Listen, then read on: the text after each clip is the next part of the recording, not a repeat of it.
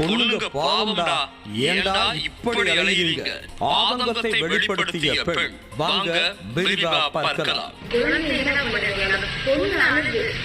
அந்த உறுப்புல பாத்தீங்கன்னா ஃபுல்லா பிளட். அவங்க பெற்றோர்கள் வந்து அதிர்ச்சியிருக்காங்க. என்னடா அதுக்கப்புறம் கம்ப்ளைண்ட் பண்ணி அவனை பண்ணியிருக்காங்க, அரெஸ்ட் பண்ணலன்னு சொல்றாங்க. இன்னும் ஒவ்வொரு நாளும் பொண்ணுங்களுக்கு வந்து வாய்ப்பு வந்து அதிகரிச்சுட்டே இருக்கு. இது வந்து ஒரு ஸ்டாப்பு கிடையாது, அது நிறுத்தவே முடியாது.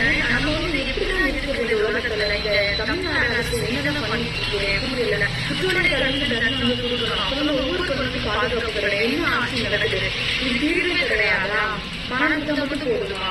சமீபத்தில் தூத்துக்குடி மாவட்டம் விளாத்திக்குளம் அருகே உள்ள காட்டுப்பகுதியில் இயற்கை உபாதை கடிக்க சென்ற பிளஸ் 2 மாணவியை பாலியல் பலாத்காரம் செய்து கொலை என்ற செய்தி தமிழ்நாட்டையே உலுக்கியது. இந்த செய்தி குறித்தும் இதற்கு முன்னால் நாமக்கல் மாவட்டம் குமாரபாளையத்தில் 7 வயது சிறுமி கடத்தி பாலியல் வன்கொடுமை செய்யப்பட்டது குறித்தும் சமூக ஆர்வலரான பெண் ஒருத்தங்க தன்னோட ஆதங்கத்தை கடுமையா வெளிப்படுத்தி இருக்காங்க.